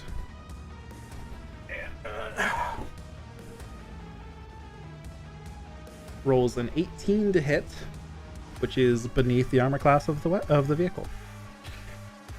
Oh wait! You can totally reckless attack that. Yeah, there we go. That is a hit. Does that mean Dross Swing has advantage? Dross Swing would have advantage. True. You can reroll that, Dross. And can I roll in case of crit? You may. No. All right, 18. Plus. That's my damage, so 25. Minus 7 more. All right. Again, doesn't even seem to flinch from this, but he hits the underside, like kind of wedges the sword up underneath the vehicle right as it approaches with blinding speed. And you see this dark black blade that he's carrying that seems incredibly sharp as it actually manages to damage your vehicle underneath. And he does not do enough damage to automatically cause a mishap, fortunately, but he does pass the damage threshold, so your vehicle is going to take the 18 points of damage he deals with that strike. You've taken a blow. And then your vehicle fucking clobbers him, because he landed that one hit, and then the entire momentum of the vehicle just steamrolls over him. And he is going to take, let's see, normally I'd say it would be 2d8 if he was just in range of the 2d10 for the sights, and 2d10 for that. Let's ramp that up to 8d10 for him literally getting Tokyo drifted over by all of the saw blades and things on this entire fucking thing. So somebody roll me 8d10. Sheesh. Big damage. All right. Ooh, 2 10s. Look at that roll. That's a pretty good sexy. roll. Spicy roll. Drost, you look down as the vehicle drifts off the mound on the other side and see Nala's hand reach up from underneath the vehicle and start to climb up the side towards you. Fuck. Oh my god. He's got his sword in his teeth and he's climbing with both hands. I will attempt to force him off. Athletics check. Actually, Steal the sword out of his teeth. Rip. actually, I'm gonna activate my stone rune. Okay. And I'm going to blow mist into his face and force him to make a wisdom saving throw, DC 16. Is this a charm effect? It is. Has no effect. God damn it. Sorry to say. Alright, well, I'm gonna take a use off anyways. That is just a reaction. That's fair. So if that doesn't work, then I'll hit him or try to knock him off. Contested athletics. Absolutely, we both have advantage on athletics, so this is like. Oh. You rolled a natural 1 and a natural 3. No for a total way. of 13 on this athletics check. And I rolled a 19 for a 30. Yo.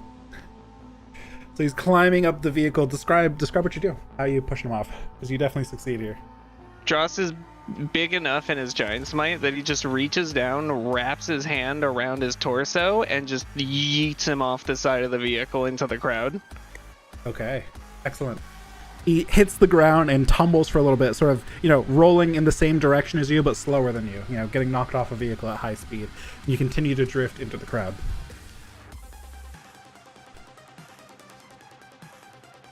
I think that we drift to the crowd and then some heads fucking roll past Drost. Alright, there's slight rain of blood after you guys tore across a mound of bodies with your saw blade wheels.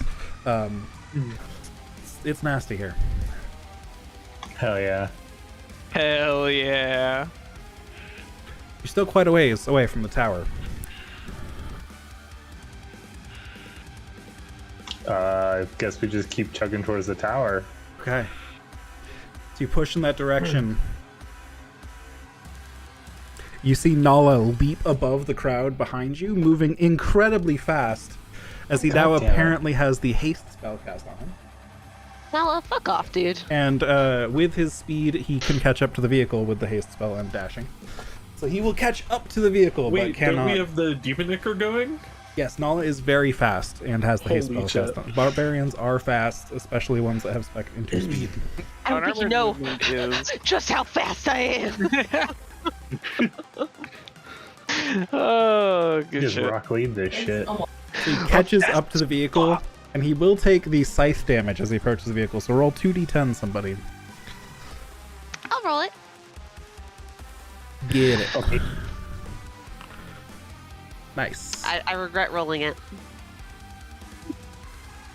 I'm the pilot. I make the rolls. But he Look at me. Look at me. I'm the captain now. takes some of the scythe damage, but still manages to grab onto the frame behind the sides and start to pull himself up again. This time maintaining his grip on his sword, and he's kind of holding it out defensively, waiting to block any of Dross's strikes. That's all he can do for this very moment, though. Persistent motherfucker. Yep. Beat him off. All right, beat him off. One strike. Um, Wait, what? I'm gonna beat him off. Go for it. What do I? Is it? I was gonna smack him with my hammer.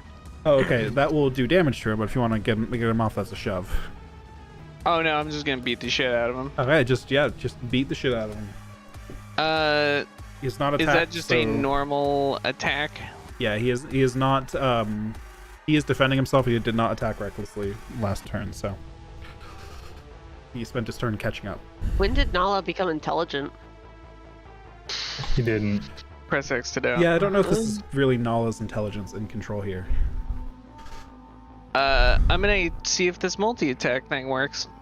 Do I, like, poking my head out of the harpoon thing, do I see what's going on, or do I not have vision on that? Cause yeah, Nala's actually at the back of the car, climbing up the very back. It's pretty hard to see from where you are. But can I see Drost? You probably would have felt the thunk as Nala's massive Goliath body like caught up and slammed onto the back of the vehicle, but I'd assume you're aware. But, that is 2 hits. All right. No flash of genius for Drost. 2 versatile damages. That's a 16. That's a 19, and It's okay. He can hold his own. how much do I do for giant smite damage? I totally forget. It's okay. It's 1d8, turn. but I get 3 of them because I'm two-handing.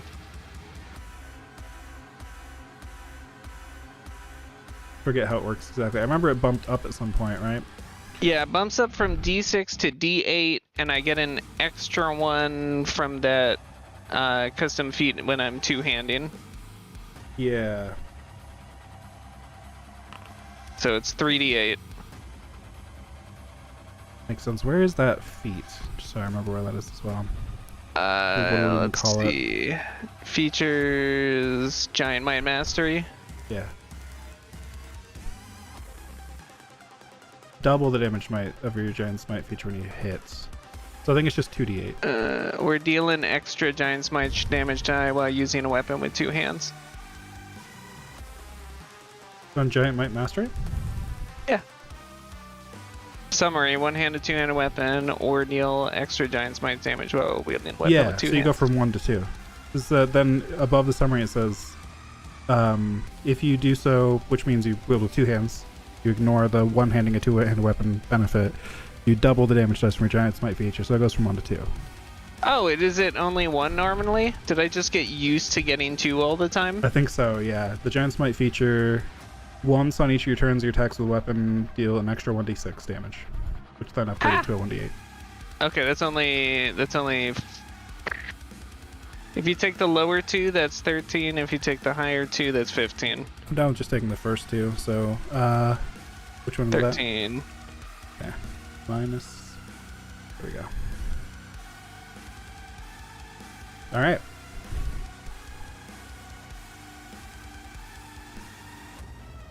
Bonk.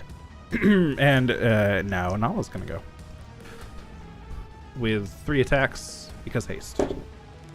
Recklessly, that's a miss. That's a hit. A 31 to hit, I should say. Yeah, that'll do her. 23 slashing damage. All right. 28 to hit. For Yeah. 20 slashing damage.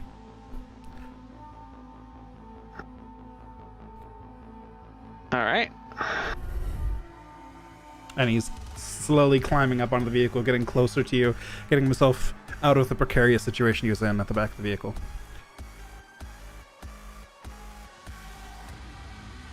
Hmm. Okay.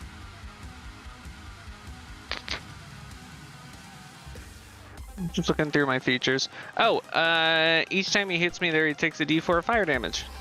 Okay. Which he resists. Because totem. Totem. And he's resistant to psychic damage. Because Nala. Because Nala. Now that he's up close with you, Dross, and you're kind of engaging in this fight, it doesn't quite look like the Nala you used to know. This is a shell of Nala. It seems like he has potentially done nothing but fight and barely maintain enough nutrients to survive. He seems powered almost exclusively by his own rage and the rage that has filled his mind from the outside. Damn. You hate to see it. But he's still extremely strong. What you doing? All right. I'm going to take more swings. At advantage. Because he was reckless last turn.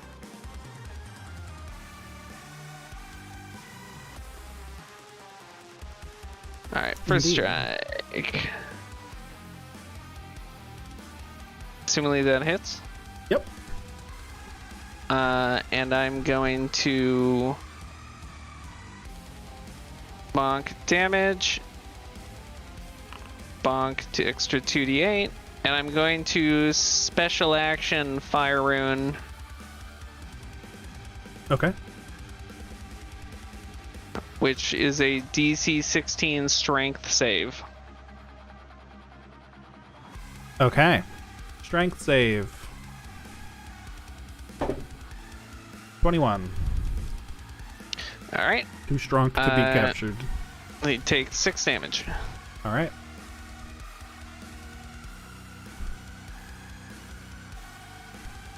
And then second strike. He does not yet look bloodied. Ooh, that's a miss. That's bad for me. Alright. That's a hit. 29 plus damage plus Fire Rune again. Okay.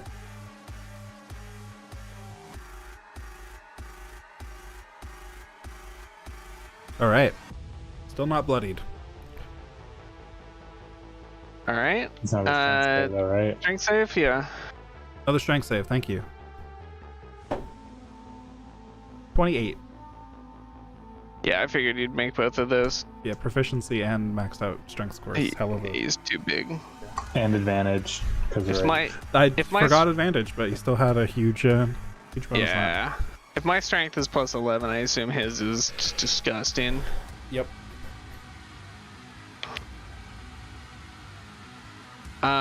Okay, I'm gonna, after those 3 attacks, I'm gonna action surge. Go for it.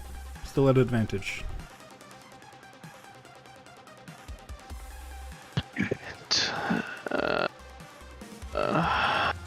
Hey, that's what we're looking for. Excellent. Sexy. And on that, I'm going to cast Flesh to Stone. Ooh, all right. On the target, because it requires a critical. So there's my damage. Sheesh.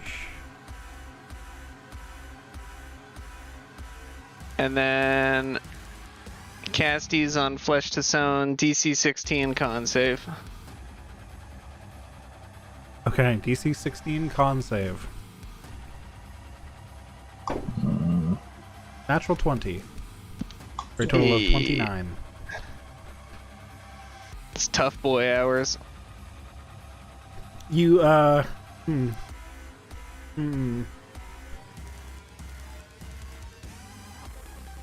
Where do you hit him with the Flesh of Stone?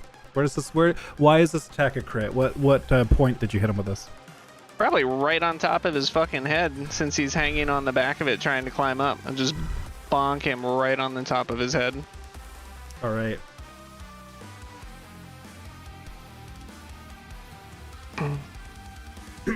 Excellent.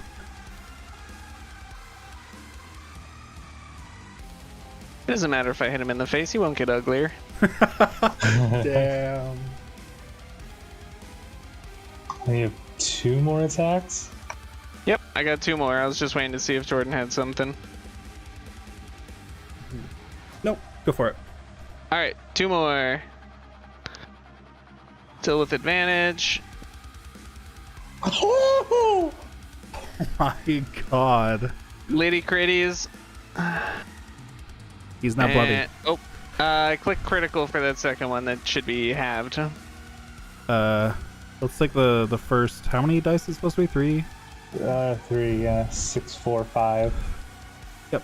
Alright. Did the 2 gets rerolled because of Great Weapon Master. Right. Okay, so 6, 4, 5, indeed. So 15. Yeah. Excellent.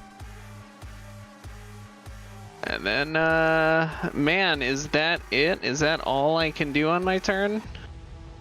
So, I've come up with an idea for the crit. Does the Stone too, or is that only once per turn? What's the weapon say? Flesh to Stone, I can only do once per day. There you go. Oh, okay. Never mind. So I will say, you do hit him right in the face with that first crit. Bonk. Completely breaking his nose.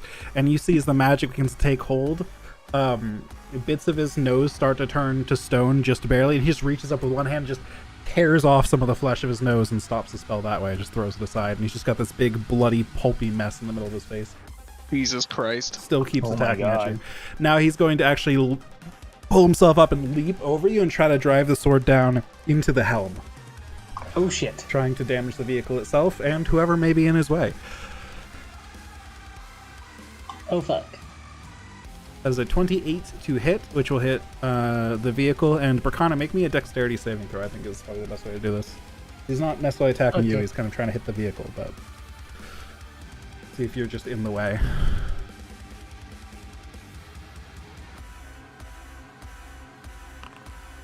Ooh, yeah, you're gonna take some of this damage at least. I'm gonna say you're gonna take half damage from this attack. I think since you're just in the way of, he's just stabbing like through, like kind of glancing off you as he tries to hit the floor beneath you. This will be 18 slashing, which does do damage to the vehicle again. Not enough to trigger an automatic mishap though, fortunately. Speaking of mishaps, please roll me a d20 for the vehicle to make sure that it doesn't nat 1. Okay, vehicle's still holding together.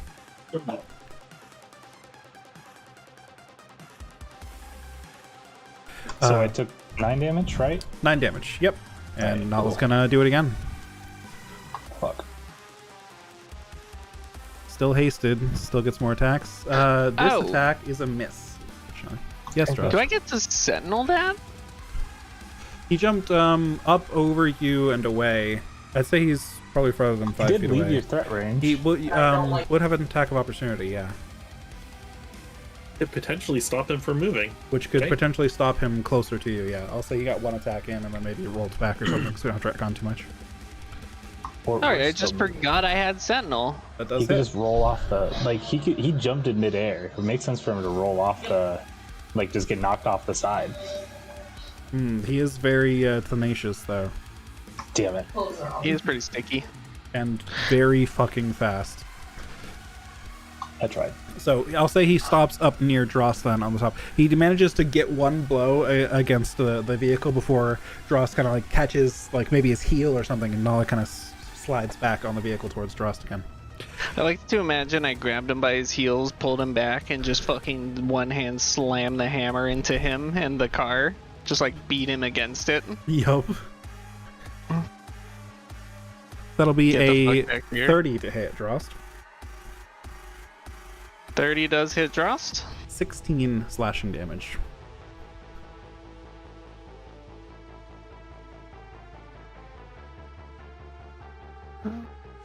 Damn, I'm down to 96 hit points.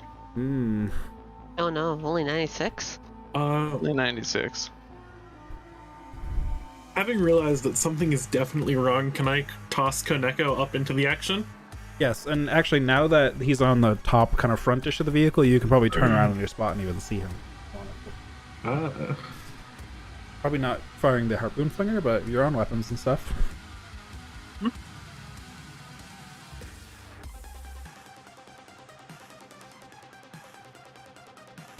I mean, if I get an action, my first course of action is to get Koneko over to Drost and cast haste. Okay. Animate battle on top of a car. It's gonna be hard to toss Koneko up there accurately on a moving Koneko vehicle. can fly.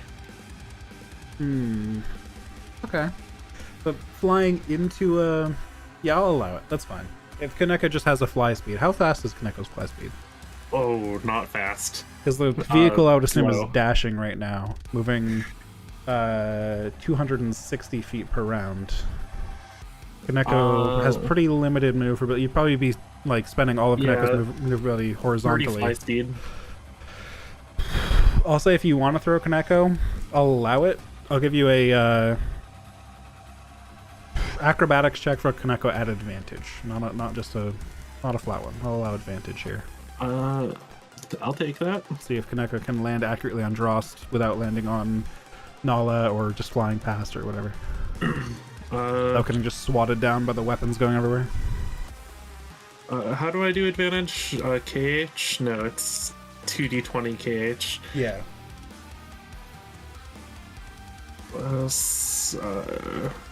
2, 19. That's fine. Alright, Koneko sails over. Right as Nala swings, it kind of passes right over the top of Nala's blade and then just hits Drost's shoulder.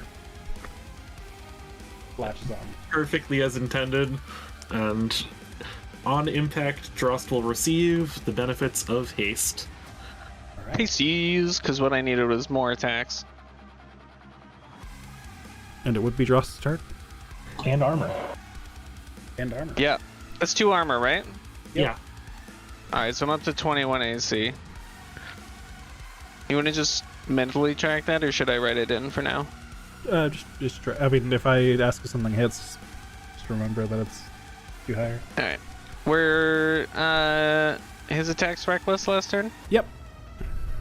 That's what I like to hear. I did action surge, so I'm gonna remove that just so I remember that it's gone. Advantage. Hit. Damage. Bam. Plus extra bonk. Arc. Attack. Damage. Hit. Damage. Attack. Damage. Very good. And let's see, I'm out of fire runes. I'm gonna second wind as a bonus action. For an extra 17 health for me. Shit, how many times did he hit me last turn? Just once. Just once, right? Just once, because he hit the vehicle once, then he missed, then he hit, yeah. Fire damage. Ah, yes.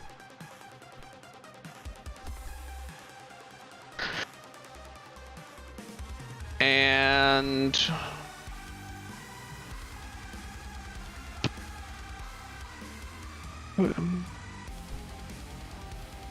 Yep, that's it. All right.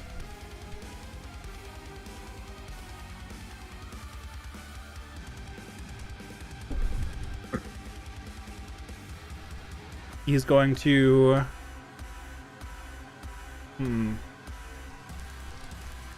Yeah, he's going to try and leave your range. Go back to the front of the vehicle. Sentinel? You can trigger that. There won't be an advantage because he hasn't attacked recklessly yet. Wait, I think you missed an attack. I think you only did 3. Oh, that's right. I have another one from... I just did my normal 3, lol. I'm an idiot. Alright, well, you just rolled 1. That's a hit.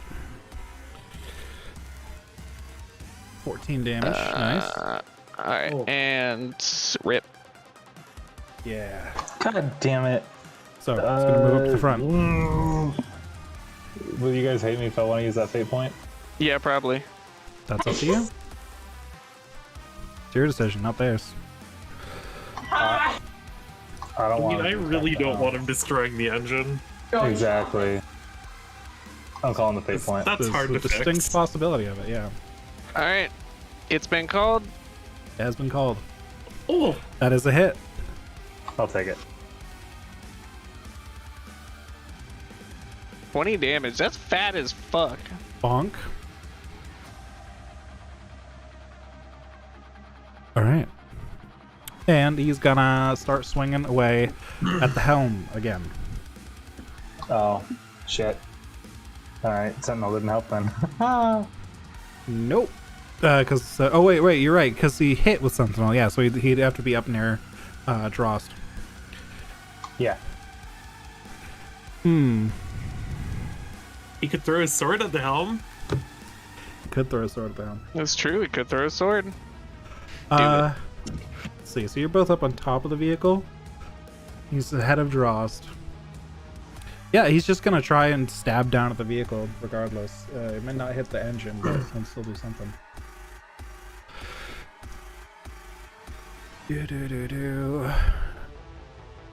23 does hit. 24 slashing damage to the vehicle. Is that near You have the anyone? vehicle stat sheet because I'm not tracking. I it. don't. I'm not tracking have this it. either. I've been tracking it. Okay. I assume Jordan was tracking it when I mentioned I didn't have the stat sheet and he didn't offer to give it to anyone. Let me check something real quick.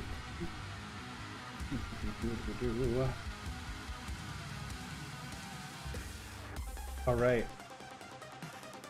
Your vehicle is perilously low on hit points now, Perilously. barely holding itself together, and Oh, it does suffer an automatic mishap from that attack because it was over 20 damage. So please roll me a d20, somebody. Let's see what happens with that. Arcana, that's been your 10. wheelhouse. Yeah. Okay. He stabs down into the armor, and his sword is so sharp it just pierces through. And Eli and Leroy just see the sword come in through the ceiling, but luckily it doesn't hit near either of you. And he severs some sort of pipe on the inside. You see this black liquid start spraying out, and Milos, you feel the weapon that you're using just sag and cease to function. That's As it fine. has been damaged. He's gonna attack again. He's really trying to get this vehicle down. Oh shit. That is a hit. I'm going to say, narratively speaking, this makes more sense, even though he technically can't move away from Drost. He's going to do the move he's been trying to do and stab his sword directly down through the engine, taking the last hit point of the vehicle, which completely disables it. Your vehicle comes sliding to a halt as Nala manages to destroy the engine, and a bunch of like green smoke with faces on it evaporates out of the engine and starts swirling up into the air and dispersing. You hear several different voices cry out in pain as they disperse away, as all of the souls kept inside the engine have been freed. Fuck. No, that's Nala fucked up. takes the sword up out of the vehicle and just bellows to the sky with a shout of rage. God damn it. And then, in celebration, Nala is going to do something perhaps you don't expect. Takes the great sword and just stabs himself in the abdomen with it. Just blood going everywhere, and he leaves the sword in his abdomen and just cheers to the sky again. And then, taking his own last hit points, is going to rage beyond death and still face Drost in combat with your vehicle disabled. And that is where we're going to pick up from next time. So you guys what the fuck? having your vehicle destroyed in the middle of a battle with Nala raging beyond death, unkillable until his rage ends. With still a few hundred feet to go before the giant tower. Oh, only a What few the hundred feet. fuck? He's so now he's a zealot and not a bear totem. Okay. Yes, What the fuck? yeah, I did switch him up a little bit. He's an NPC, not a player character. Oh. Also, I mean, it kind of made sense for him to start gaining zealot features after he started working exclusively for Religious Force. Fair, but Yeah, it makes sense. I'm down. There we go. Yeah. I ain't mad. Yeah, we didn't do like 600 damage to him, so I don't think he has the bear totem resistance. Oh, yeah. Does he have the bear totem resistance? I took some low level features from Totem because that's what he started as, and then once he started working for the Religious Forces, he started taking zealot features instead from those levels onwards. Okay. So it's kind of like multi subclass ish, if that makes sense. Mm-hmm. God, so he's That's just cool. literally the hardest motherfucker to kill because of bear totem and then rage beyond death. Yes. God damn it. He's also in the middle of a battle where nobody cares if he hits them to maintain his rage. Have fun with this one, guys. Holy shit. Yeah, I'm gonna need somebody to like teleport him very far away, maybe like into the fire tornado, maybe. There you go.